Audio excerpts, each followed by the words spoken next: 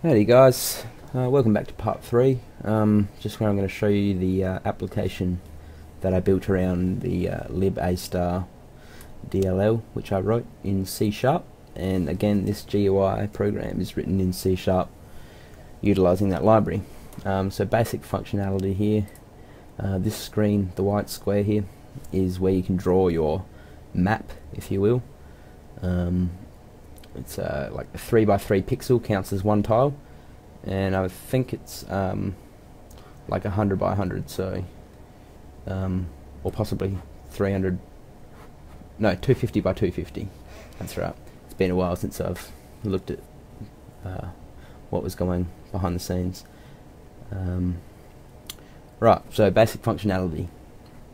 You can change the settings of the algorithm here, change the heuristic type, Manhattan, diagonal, Euclidean, and Euclidean squared, and then the same heuristic calculations but with a tiebreaker. And the tiebreaker, as explained earlier, is it just makes it so that the closer you are to the final node, the smaller the heuristic value, and the further away, the bigger. So it just gives you more of a difference between the two heuristic values. Movable directions sets whether you can move in 4 or 8 directions. Initial cost just sets what each node costs when you start a new map, so you can change that to whatever. To draw stuff, you go place start, place finish. Left click draws unmovable tiles, and you can change these. So 0.1 will cost 0.1 of a step. Right click just defaults to 1, which is the initial cost anyway. Save map just saves what you've drawn. Reload map reloads what you've saved. Clear clears it. Solve solves the map. And you've got an information display box which shows you just general output. So anyway, let's get started. So you've got Manhattan with movable directions 4, place a start, place a finish, solve. And it's a very weird path. 238 units stepped in 0.09 seconds, which is pretty quick, and as you can see, it's a very unhuman path. You know, like a human would just walk either all the way down here and all the way across, or you know, go down in steps, but it's just the way the algorithm works. However, if I use Manhattan with tiebreaker and click solve again, you can see the second path is just done exactly what a human would do, and it's still 238 units. Now, for example, if I did 8 directions, and it's better to use diagonal, and click solve, it goes straight across. Now this is just basic functionality with no walls, so what I can do is I can go clear, place a start, place a finish, solve it normally. Now this is a bit weird, just the way that this works. It's there's a few little dodgy things in there, but as you see, it's still 83 units. I don't know, it's strange, but that's just what happens. So now what I can do is just save that, clear it, reload, and I can draw a wall here. That's an unwalkable wall, and I'll just change this back to 4 and click solve. And again, it's not very human-like, so if I change that to tiebreaker and go solve, it's much more human-like, and you know what you'd want to do in real life. So if I just do some additions here, actually no, sorry, I'll just clear it and start again.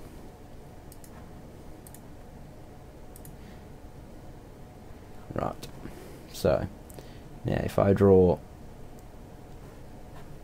a wall here and a wall coming up to here, and draw one more and leave a gap here, and I can go solve, and that's the path it takes. Now what you can do is change the unit costs for every step. So if I create these units here, so now it's going to cost 0.1 steps per movement over the tiles that I draw. So you can see the paths taken this way. But if I draw, and you can't see them because of the bad graphics that I've done here. But as I said, this program wasn't really designed for like use as such. It was just to show people how it works. Now, if you can imagine a line drawn pretty much up here, and it's 0.1 steps per unit, you would expect it to come around here and take that path, which it does. And as you can see, it's taken it in 163 steps in 0.015 seconds, and it did the last path in 340 steps. So, you know, you can change all the dynamics on how it all works. So again, you know, it does that and zigzags across, which is very unhuman, like again, but you know, it's just what happens. So yeah, pretty cool stuff. So if anyone wants this program, I'd be glad to give it to you, and the source code if you wanted to, you know, work on the features and stuff. I said, like, I abandoned this a while ago because it was just to, you know, test my library, make sure it was adequate for what I needed, and it is. So I kind of like left it at that. So yeah, it was never really meant to be anything specky. So yeah, if there's anything else I can show, I'll just draw another map and we can see how it works.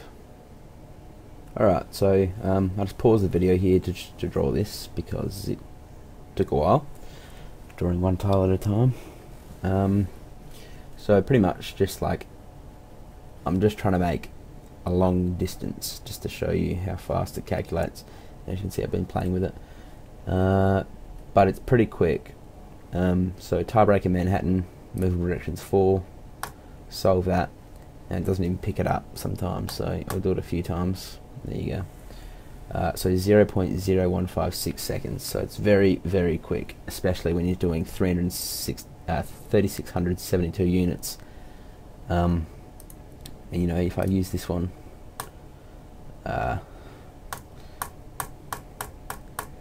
yeah, even still, because the code gets cached, it's pretty much, you know, instant.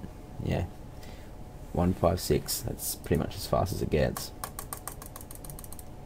And you know, see, I can click it as many times as I like, and it's not laggy at all. So yeah, so that's pretty much it. And thanks for watching, guys. I'll see you around. Oh yeah, and if you have any questions or want to give us a word, or you know, talk about anything, just leave a message or send me a message on YouTube. Alright, sweet. See you guys. Have a good night or good day, wherever you're from. See ya.